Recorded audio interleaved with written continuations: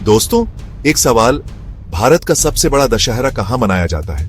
अगर आपका जवाब है दिल्ली का रामलीला मैदान या फिर मैसूर का दशहरा, तो जरा ठहरिए, क्योंकि असली सबसे बड़ा और सबसे लंबा दशहरा छत्तीसगढ़ के बस्तर में मनाया जाता है।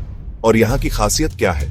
यहाँ दशहरे में न राम आते हैं, न रावण, न पुतले जलते हैं, न आतिशबाजी होती है, बल्कि यहाँ देवी माँ की पूजा होती है और पूरा उत्सव चलता है पूरे 75 दिन तक। जी हाँ, पूरे 75 दिन। जहाँ बाकी भारत 10 दिन में निपटा लेता है, वहाँ बस्तर वाले कहते हैं, भाई त्योहार का मजा तो लंबा चलने में है। आज हम आपको ले चलेंगे बस्तर के उस अद्भुत दशहरे में, जो दुनिया का सबसे अनोखा पर्व है। तो तैयार हो जाइए, क्योंकि ये कहानी आपके दिल और दिमाग दोनों में गहरी छाप छोड़ देगी। नमस्कार दोस्तों, आप देख रहे हैं आपके चैनल का नाम, और आज का हमारा विषय है बस्तर दशहरा। यह कोई साधारण त्योहार नहीं, बल्कि परंपरा, संस्कृति और प्रकृति का ऐसा संगम है जो आपको मंत्रमुग्ध कर देगा। यहाँ आपको मिलेगा जंगलों का रहस्य, आदिवासियों की अनोखी आस्था और एक ऐसा त्योहार जो एकता और श्रद्धा का सबसे बड़ा उदाहरण है।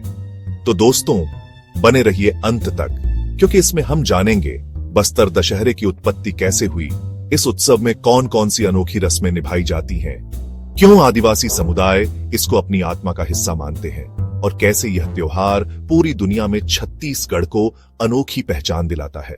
दोस्तों, बस्तर दशहरे की कहानी शुरू होती है लगभग 600 साल पहले। उस समय बस्तर पर काकतीय राजवंश का शासन था। राजा पुरुषोत्तम देव ने जगदलपुर की कुलदेवी मावली माता की आराधना के लिए इस महोत्सव की नींव रखी।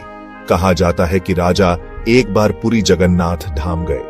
वहां से लौटकर उन्होंने अपनी कुलदेवी को जगन्नाथ जी की बहन मानकर उनकी आराधना शुरू की, और तभी से दशहरा यहाँ सिर्फ देवी माँ को समर्पित हो गया।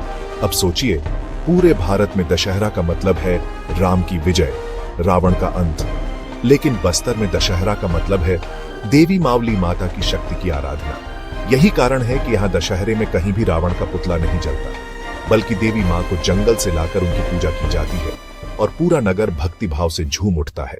हाँ दोस्तों, आप सही सुन रहे हैं। बस्तर का दशहरा सिर्फ 9 या 10 दिन का नहीं, बल्कि पूरे 75 दिन तक चलता है। इतना लंबा त्योहार दुनिया में कहीं और नहीं होता। यह 75 दिन का पर्व कई चरणों में बंटा है। हर दिन की अपनी रस्में, अपने आयोजन और अपनी परंपराएं। लोग दूर दूर से इसमें शामिल होने आते हैं। कहा जाता है कि यह सिर्फ उत्सव नहीं, बल्कि बस्तर की जनता का जीवन है। यहाँ हर आदिवासी, हर गांव, हर समाज इस पर्व में किसी न किसी रूप से जुड़ा होता है। अब आते हैं दोस्तों बस्तर दशहरे की सबसे खास बात पर, इसकी रस्में। ये रस्में इतनी अनोखी हैं कि सुनकर आपको लगेगा मानो आप किसी रहस्यमयी दुनिया में पहुंच गए हो। 8 कांचन गाड़ी रस्म। यह बस्तर दशहरे की शुरुआत होती है। इसमें एक कन्या पेड़ पर चढ़कर झूलती है और यह प्रकृति और शक्ति का प्रतीक माना जाता है। यह रस्म दर्शाती है कि स्त्री ही शक्ति का मूल है। 2 डेरगा रस्म। इसमें गांव गांव से लोग अपनी अपनी देवियों को लेकर जगदलपुर पहुंचते हैं। पूरा वातावरण ढोल नगाड़ों, गीतों और नृत्य से गूंज उठता है। 3 रथ यात्रा। दोस्तों, अगर आपने जगन्नाथपुरी की रथ यात्रा देखी है, तो बस्तर की रथ यात्रा भी उतनी ही भव्य होती है। यहाँ देवी का रथ 45 फीट ऊंचा होता है और इसमें 400 से अधिक लकड़ियां लगती हैं। इसे खींचने के लिए हजारों लोग एक साथ रस्सी पकड़ते हैं। यह दृश्य इतना अद्भुत होता है कि जो देख ले कभी भूल न पाए। 4 मावली माता की पूजा। देवी मावली माता को जंगल से लाकर जगदलपुर लाया जाता है। उनके स्वागत के लिए पूरा नगर सजता है। आदिवासी लोग अपनी पारंपरिक पोशाकों में नाचते गाते हैं। 5 लकड़ी लाने की रस्म। इस रस्म में हजारों आदिवासी जंगल से खास लकड़ी काट कर लाते हैं। इसे देवी माँ के रथ बनाने में इस्तेमाल किया जाता है।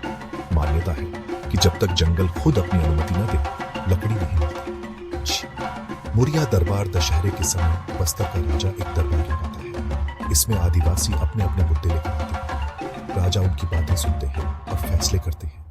यह परंपरा आज भी निभाई जाती है। दोस्तों, बस्तर दशहरे की असली जान है यहाँ की आदिवासी संस्कृति।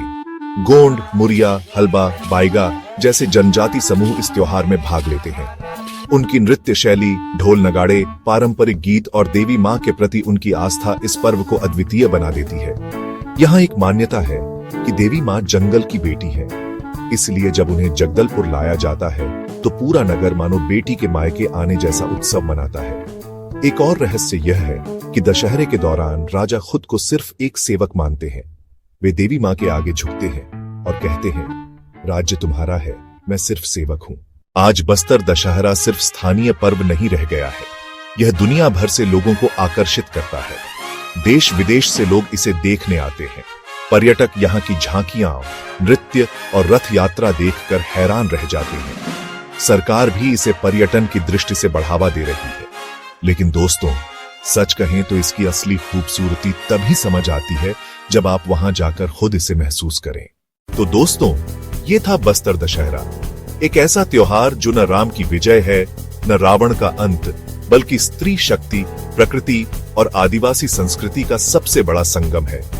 जब पूरा भारत पुतले जलाकर खुश होता है, तब बस्तर के लोग कहते हैं, हम तो देवी मां की पूजा करेंगे, क्योंकि असली विजय वही है जो प्रकृति और संस्कृति को जोड़ती है। दोस्तों, अगर आपको यह वीडियो पसंद आया तो इसे लाइक करें, शेयर करें और चैनल को सब्सक्राइब करना न भूलें। और हाँ, कमेंट में जरूर लिखें, क्या आप बस्तर दशहरा खुद अपनी आंखों से देखना चाहेंगे? धन्यवाद, मिलते हैं अगले वीडियो में।